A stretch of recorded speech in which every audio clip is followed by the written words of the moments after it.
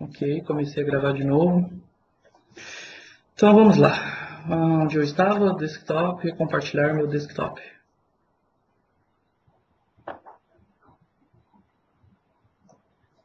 Na hora que você estiver vendo o desktop aí, Felipe, por favor, me avisa.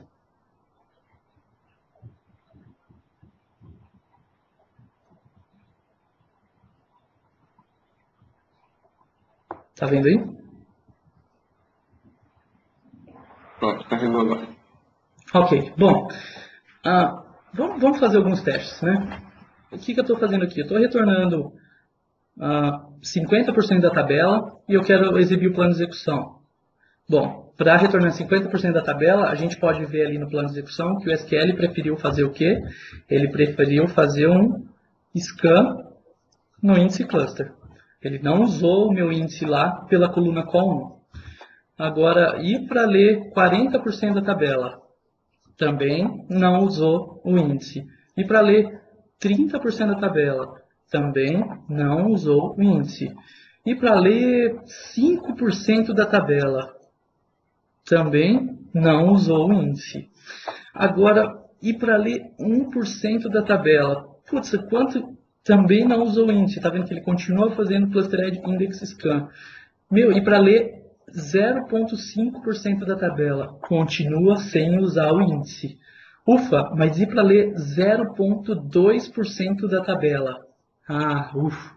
Aí o SQL usou meu índice e xcol1. Então quer dizer, galera, que a quantidade de linhas que eu tenho que retornar tem que ser baixíssima para que compense usar o índice. Fato. Beleza? Quer comprovar isso? Eu criei uma proc chamada SP Test Lookup. Vocês podem baixar o código-fonte depois no meu blog, mas tem isso também no artigo que eu escrevi sobre Key Lookup lá no SimpleTalk. Tem o código dessa proc para vocês baixarem. Mas o que eu fiz? Eu criei uma proc para testar até quanto compensa usar um índice e até quanto compensa fazer um full scan na tabela, varrer a tabela inteira. Então, o que eu passo aqui? Eu passo o nome de uma tabela, qual índice que eu quero testar e um caminho aqui, porque eu tenho que criar um arquivo de trace. Vou executar esse cara aqui para vocês verem qual que é o resultado. Bom, o resultado está aqui, ó. Espero que já estejam visualizando isso. Mas o que eu tenho aqui? Bom, primeira coisa que eu faço é, eu faço um scan na tabela. Então, eu varri 1 milhão de linhas. E para varrer 1 milhão de linhas, eu li 8.437 páginas. Depois, o que eu faço? Eu começo aí vendo quando que compensa usar o índice. Então, eu forço o uso do índice. Então, para ler 1.000 linhas, compensou, tá vendo? Eu fiz só 3.000 leituras de páginas. Para ler 2.000 linhas, ainda compensou, esse número é menor que o scan. Mas para ler 3.000 linhas, o número de I/O que eu fiz foi maior do que o número de I/O que eu faria se eu estivesse fazendo o scan na tabela. Então, tá aí. Fica bem simples para demonstrar para vocês até quando compensa ou não. Esse monte de asterisco aqui foi só uma tentativa para mostrar para vocês em modo gráfico até quando que compensa fazer o scan ou não. Tá vendo que até aqui compensava. E para ler 3.000 linhas, eu li tudo isso aqui a mais. Certo? Bem legal isso, né? Próximo. Bom, o próximo operador que eu vou falar é o sort. O operador de sort é bem interessante. Pode ser que seja óbvio para vocês, né? Mas tem algumas particularidades legais que eu vou mostrar em relação a ele. Então, primeira. Bom, o sort, vamos mostrar ele aqui. Estou fazendo um select asterisco from produtos big order by col1. Então, vamos ver o plano de execução. Dá para ver aqui que eu tenho um operadorzinho de sort, que é o grande vilão dessa consulta, porque ele consome 98% do tempo total estimado para a execução dessa consulta. E o que ele vai fazer? Ele vai ordenar os dados por col1. Okay? Normalmente, quando a tabela é muito grande, isso é feito no TMPDB, que é no banco de dados temporário lá do SQL, e isso é péssimo. Quando o sort é pequeno, talvez o SQL faça tudo em memória. Mas, normalmente ele tenta fazer em memória. Mas às vezes não tem memória suficiente para isso, ou o SQL estima errado quanto de memória ele precisaria para rodar esse sort. Simples, né? É bem tranquilo entender o que o sort faz. O sort ordena os dados. Agora, quais são as particularidades? Eu vou criar uma coluna aqui só para fazer a ilustração um pouco melhor. E aí eu tenho uma consulta aqui que faz select na tabela produtos big. E aí eu leio todo mundo do intervalo de 1 até 2000. Ok? É comum isso, né? Eu quero ler todos os pedidos da semana passada até hoje, de um mês inteiro e blá blá blá. Então o usuário, a gente cria uma tela lá para o usuário digitar, né? De tanto até tanto, selecionar as datas e por aí vai. Bom, eu vou ligar aqui o set statistics time on para ver e depois, Ctrl C, Ctrl V, depois eu vou desligar, para ver quanto tempo o SQL demorou para rodar essa consulta. Então, eu vou dar um F5 aqui. Ok, foi bem rápido, né? Se eu vier aqui em Messages, o SQL demorou para rodar, demorou 149 milissegundos para rodar essa consulta. Agora, e se eu pedir de 1 até 2500? Continua bem rápido, né? O SQL demorou 144 milissegundos. E se eu pedir de 1 até 2700, o ID de 1 até 2700? Continua bem rápido. Mas e se eu pedir até 2800? Aí, foi um pouquinho mais lento. Estava em média de 150, 170 milissegundos, certo? Agora ele pulou para 831. Quer dizer que em algum lugar entre 2700 e 2800 aconteceu alguma coisa que fez com que essa consulta ficasse ruim. Na verdade, eu já separei os números para fazer between de 1 até 2716. É bem rápido. O SQL leva só 139 milissegundos. Vou rodar de novo. 137 milissegundos, mais uma vez. 142 milissegundos. Mas se eu aumentar só uma linha, ou só uma data, só um dia, o que acontece? Ele passa de 140 milissegundos para 900, quase um segundo.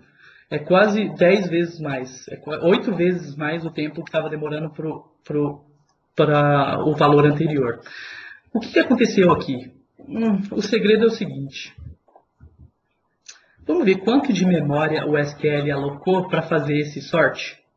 Para isso, a gente precisa consultar a DMV DMExec Query Memory Grants.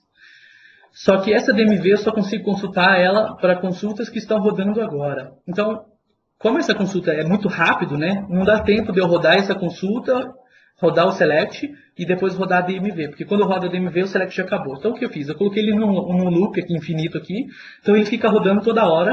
E aí eu consulto em outra sessão quanto de memória que o SQL alocou para executar esse processamento de ordenação. Então, vou abrir uma sessão nova aqui. Vou deixar rodando esse select. Então, ele está rodando aqui infinito. E aí eu venho aqui e consulto quanto que o SQL alocou para uma determinada sessão. Então, para a sessão 51, o SQL alocou 7 MB de memória para a execução da consulta. 7 MB de memória foi o suficiente? Não foi o suficiente. Por que a consulta foi tão ruim? Se a gente abrir aqui o Profiler, eu vou criar um novo evento, Profiler lá para a gente capturar tudo que está sendo executado no servidor, né? E aí eu vou usar um template que eu criei aqui, que eu estou capturando esse evento aqui, Sort Warning. Quando que esse evento é disparado? Quando um sort é executado no TempDB, fisicamente. O SQL tem que escrever lá, criar um arquivo no disco para poder fazer a ordenação. Sempre que isso acontece, um sort warning é disparado. É exatamente isso que aconteceu. Vou rodar esse trace. Vou rodar a consulta lá para 2716. E aí eu vi que foi rápido, né? Se eu vier aqui no Profiler não tem sort warning, então tem o começo da execução e o término da execução. Mas se eu mudar para um set e eu rodar de novo, aí eu posso ver aqui no Profiler o quê? Que eu tenho um sort warning. Então, o que aconteceu que foi tão ruim? O que aconteceu foi que o SQL estimou que ele ia precisar de 7 MB de memória para fazer esse sort em memória, mas na verdade quando o SQL foi fazer o sort, 7 MB não deu, e aí o que aconteceu? Não deu, eu vou ter que escrever em disco e fazer o sort lá em disco. Como evitar isso? Quais são as alternativas? Bom, tem duas alternativas. Uma delas é esdrúxula, eu não recomendo para ninguém, mas seria alterar, por exemplo, esse parâmetro, em alguns cenários até que pode ser utilizado, né? Depende muito do cenário, mas tem um parâmetro que é setado a nível de servidor, que é qual é o mínimo de memória que uma consulta vai receber para executar qualquer coisa. Então, qual o mínimo de grant que uma consulta tem no SQL? O padrão é 1 MB. Por padrão, uma consulta toma 1 MB de memória para ser executada. Eu poderia subir isso para 8 MB, por exemplo. Eu sei que 7 MB não é o suficiente. Então, eu poderia setar para 8 MB e rodar de novo para ver se deu certo. Né? Então, é isso que eu vou fazer aqui. Eu vou setar para 8 MB, vou rodar a consulta e vou ver se o sort vai embora. Vamos lá? Ok, setei, rodei a consulta, vamos ver no Profiler, continuo com um sort warning aqui. Então, 8 MB não foi o suficiente. O que eu poderia fazer é, bom, 8 MB não dá, vamos setar para 10. Ok? Vamos setar para 10 MB. Vamos ver se 10 MB já é o suficiente. Opa, já rodou, eu rodei a consulta, foi muito rápido. Se eu olhar lá no Profiler, eu já não tenho mais o sort warning. Então, eu sei que com 10 MB de memória já é o suficiente. Mas o que é ruim disso? É ruim que agora todo mundo vai pegar 10 MB, usando ou não. O mínimo que ele vai pegar é 10 MB. Isso não é legal. Mas às vezes é alternativa. Principalmente quando você não pode mexer no código. Quando uma empresa desenvolvedora de software fez o código e você não consegue mudar a consulta, manipular o TSQL. A nível de servidor, essa é a alternativa. Agora, a nível de código, tem uma solução interessante também, que é enganar o SQL Server. O que eu estou fazendo aqui? Eu estou mentindo para o SQL. Na verdade, eu estou enganando ele. Eu estou falando para ele que talvez o call test tenha 8.000 caracteres. Bom, ele está esperando que tenha 500 caracteres, que é o valor de lá de call test.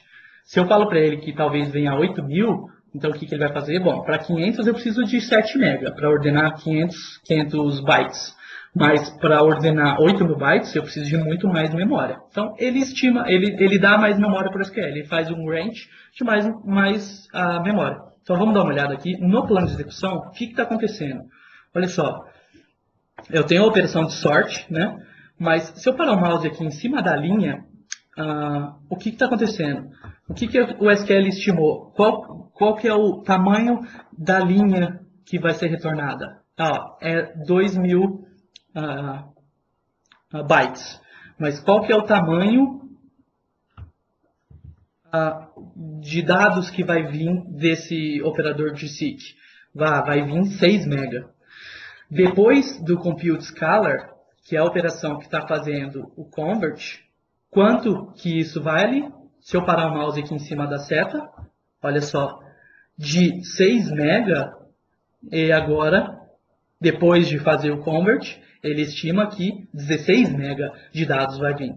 E agora o tamanho da linha é de 6.000 bytes, não mais só 2.000.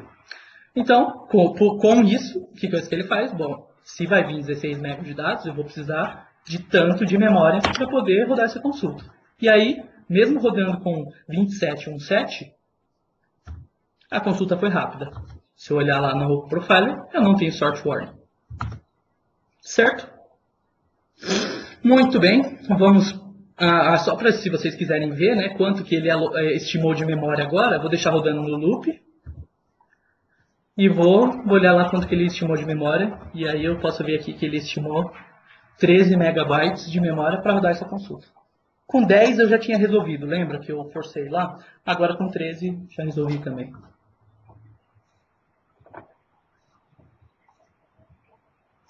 Agora um caso bem sinistro.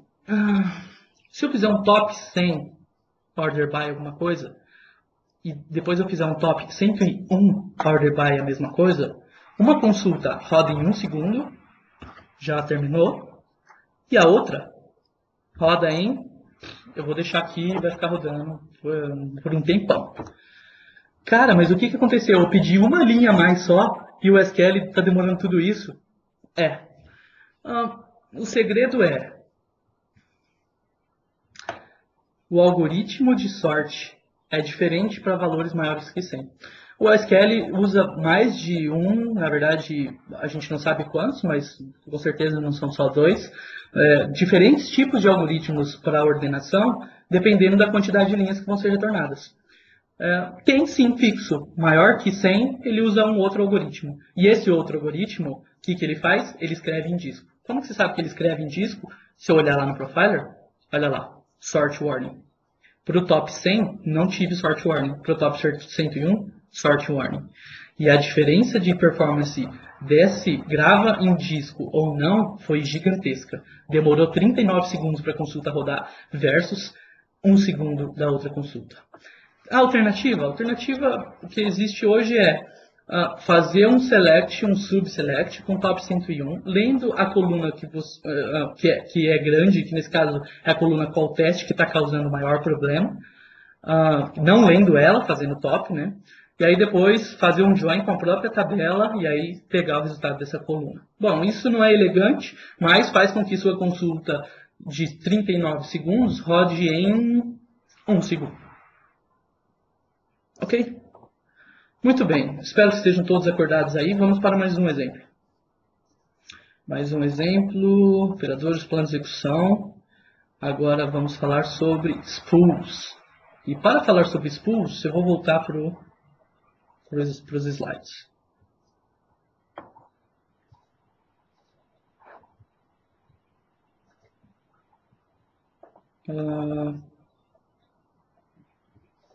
Ok, vou compartilhar agora. Acho que está todo mundo vendo aí o demo.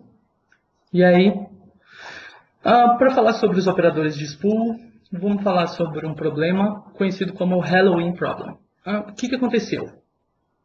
Há muito tempo atrás, quando o pessoal da IBM, na verdade, que descobriu esse problema, se eu não me engano foi em 73, eles foram rodar uma consulta e descobriram que um problema aconteceu. O problema ficou conhecido como Halloween Problem porque era época de Halloween. Então, acabou sendo conhecido como Halloween Problem. Se vocês entrarem lá no Help, no Knowledge Base, lá no site de suporte da Microsoft e procurar por Halloween Problem, vocês vão ver que o SQL já sofreu vários problemas parecidos, relacionados com esse problema. Qual que era o problema? Eu tenho uma consulta aqui que vai fazer um update na tabela de funcionários. Deixa eu selecionar o apontador aqui. Então eu vou fazer um update na tabela de funcionários para todo mundo que ganha menos que 3 mil. Bom, então eu tenho aqui a minha tabelinha de funcionários. Eu tenho aqui o Fabiano, que ganha menos, claro. E aí o Diego, que ganha mais que todo mundo.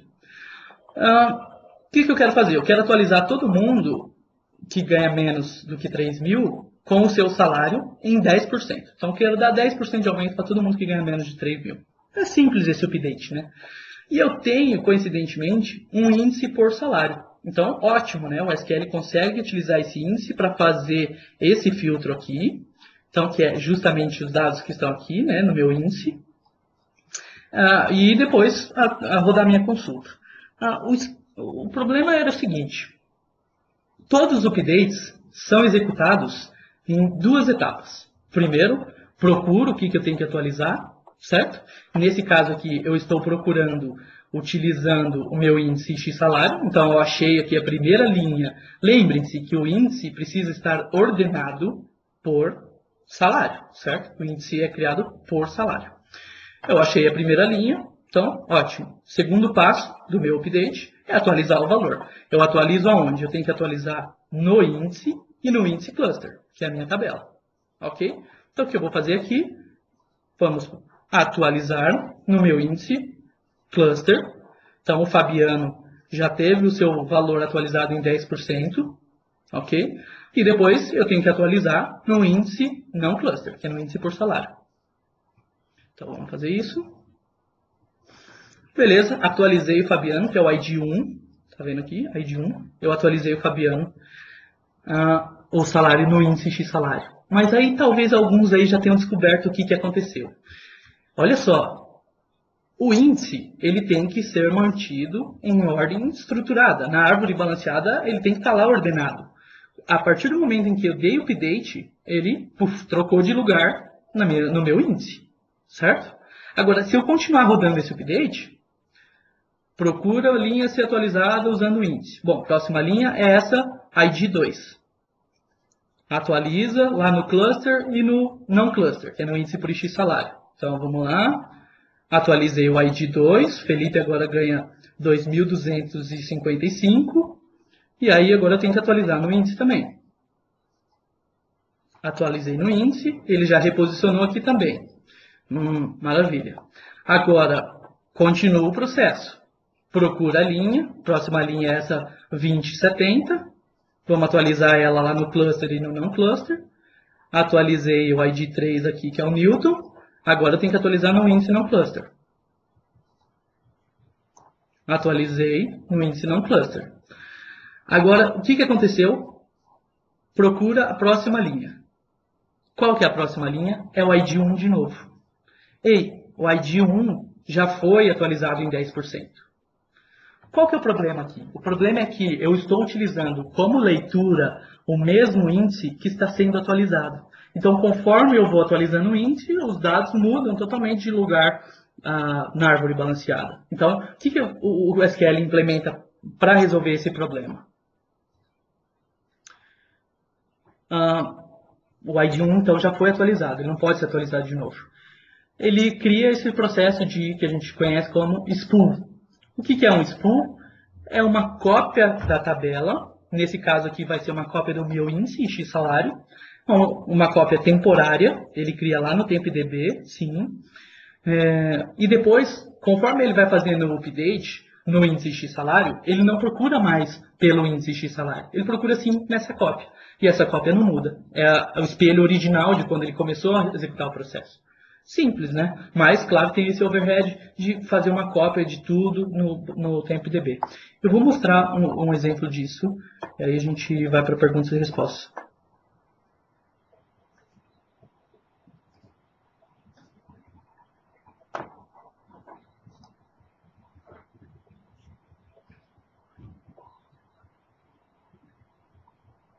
Ok, sharing. Felipe, a hora que você estiver vendo aí, você já me avisa, por favor.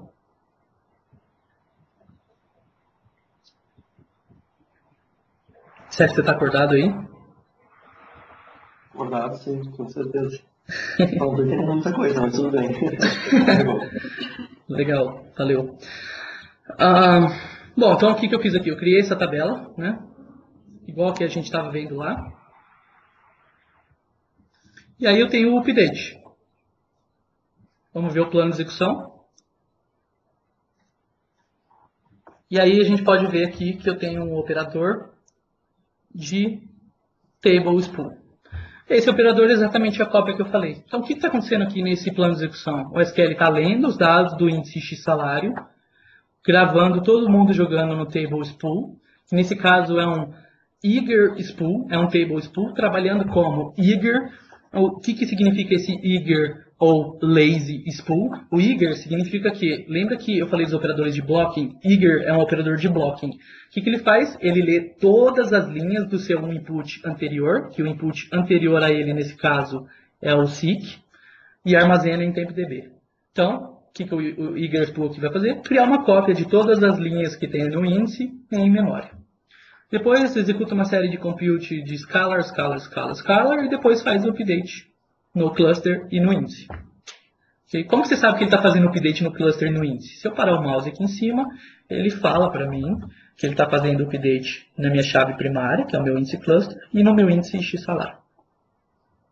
Certo? E aí depois, quando o SQL vai ler qual é a próxima linha, ele não lê mais daqui, do meu seek. Ele lê do spool. Certo? Uma solução bem interessante. Vamos lá para as perguntas e respostas, porque eu juro que eu não quero atrasar.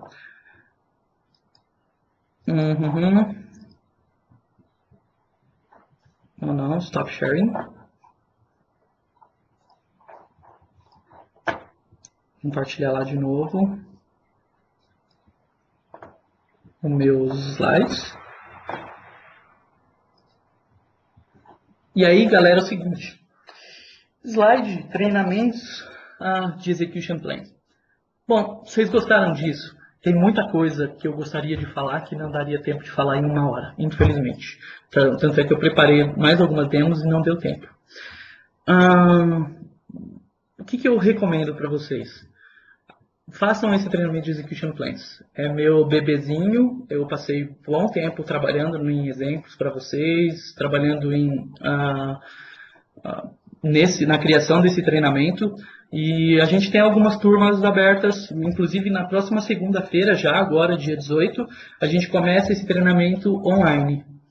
Então, tem isso que eu falei, com muito mais detalhes, porque a gente tem muito mais tempo, e muito mais coisas parecidas com isso. Okay? Vários problemas que são extremamente complexos de serem resolvidos, que eu dou algumas alternativas e a gente acaba, por fim, conseguindo resolver os problemas. Então, tá aí o link para mais informações e para o calendário desse treinamento. Então, a gente já tem turmas para o público aberto, essa turma online. A gente tem uma turma para Recife, uma turma para Curitiba e uma turma para o Rio de Janeiro. Então, qualquer dúvida, se vocês quiserem mais detalhes, quiserem fazer esse treinamento em company, eu já ministrei isso várias vezes em company. Então, me procura que a gente vai para aí e treina a sua equipe toda. Tá bom? E aí, se tiver todo mundo acordado, vamos lá finalmente para as dúvidas. Ou se você tiver alguma pergunta aí, manda bala. Felipe, alguma coisa aí que você queira levantar? Deixa eu olhar o chat aqui. Na verdade, que o Lute até uma ajuda aqui respondendo algumas perguntas. Boa, grande Lute. Tem uma pergunta que ficou pendente aqui do Erickson, mas eu acho até que tu ajudou a dar umas respostas ali, mas ele estava falando da questão do sorte. Se tinha alguma métrica para saber quando que o SQL Server vai fazer o sorte no TempDB ou em memória? Se tem tipo uma quantidade X de memória disponível ou algo assim? O ponto principal é capturar o profiler lá, o evento sort warning. Okay? Com base no sort warning, você vai ter uma ideia de quem está fazendo o sort em TempDB e aí trabalhar especificamente em consultas. No artigo que eu escrevi lá no Simple Talk falando sobre sort, eu até escrevi uma frase falando assim que se você tiver pouca memória, talvez você tenha uma maior ocorrência de sort warning, ou seja, de escritas de sort no TempDB.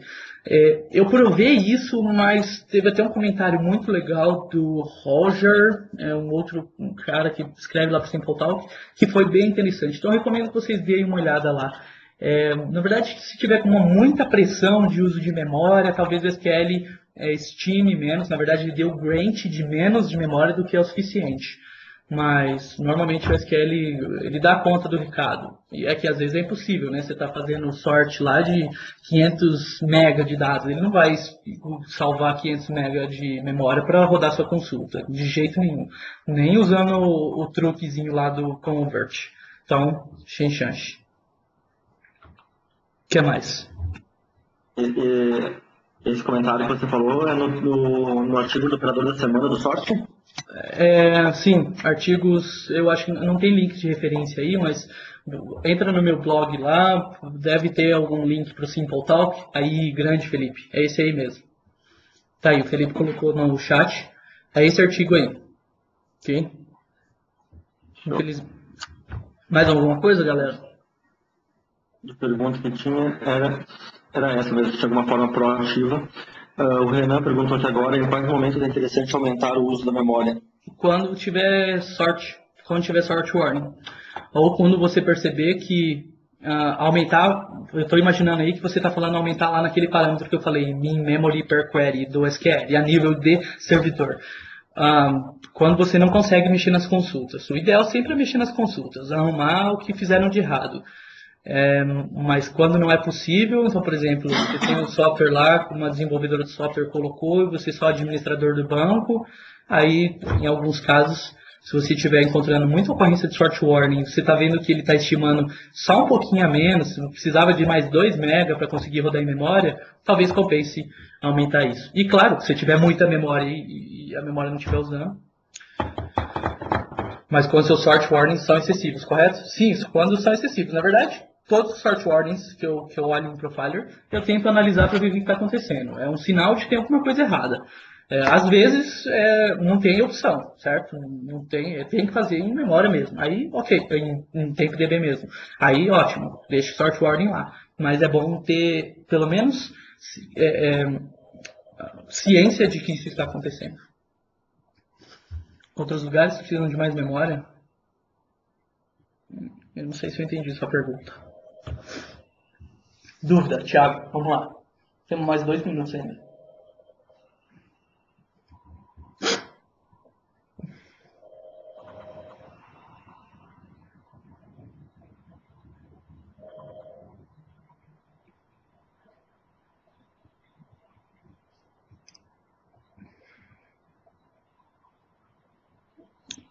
Vamos lá, tem várias perguntas.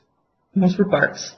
Primeiro, Jaqueline. Quando existe, não encontra a informação, ele faz um table scan ou um index scan?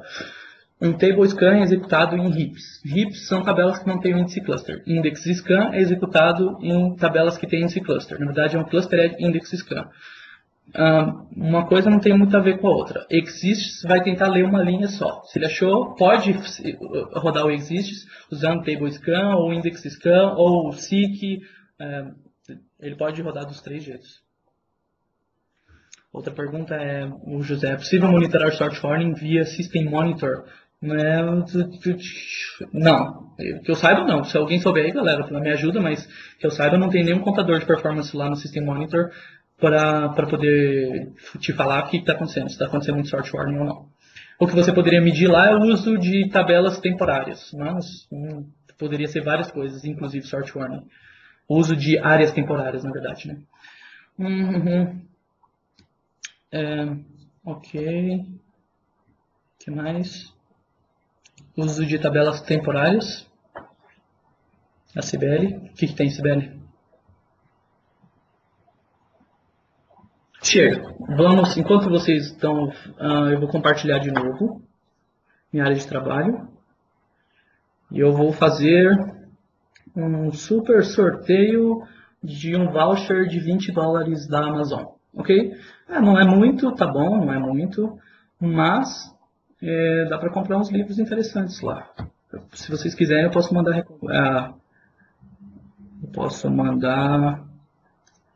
recomendação de livro depois. Como que vocês fizeram? Ué, eu não consigo mandar um e-mail, Felipe. Vocês estão vendo que eu estou tentando selecionar? Para todo mundo, inclusive. Isso aqui, inclusive, para os presentes. Ok. Ok, vocês viram que eu fiz aí, né? Eu selecionei todo mundo. Vocês estão vendo aí, né? Aí agora eu tenho o e-mail de todo mundo aqui nessa lista. Ctrl C, dei um Ctrl C nos e-mails. Agora eu vou vir aqui na pastinha. Vou vir aqui no arquivo sorteio. E vou colar todo mundo aqui, beleza? Está todo mundo delimitado por ponto e vírgula. Vou salvar esse arquivo.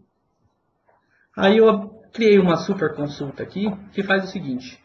Eu leio esse arquivo, certo? E aí eu dou um order by por new ID. Ou seja, eu estou pegando um cara aleatório, certo? Então vamos lá, vamos ver se isso funciona. E eu vou rodar essa consulta e o nome que sair aqui vai ser o ganhador do voucher de $20. É 20 ou 25, Felipe? RSS Torrer. Quem é você? 5. Quem é você? RRS Torrer. É a DRE? Ah, e é você.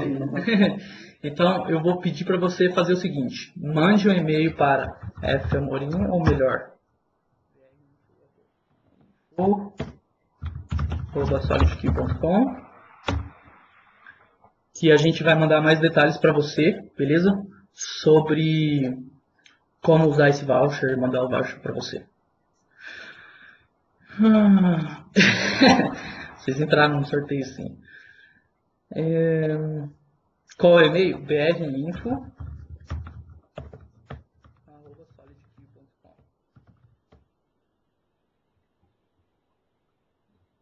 Muito bem, galera. Agora, Felipe, você tem o link da sua palestra aí? Aí, maravilha. Mais rápido do que eu. Link para a próxima. Link para a próxima sessão do Felipe, que começa agora.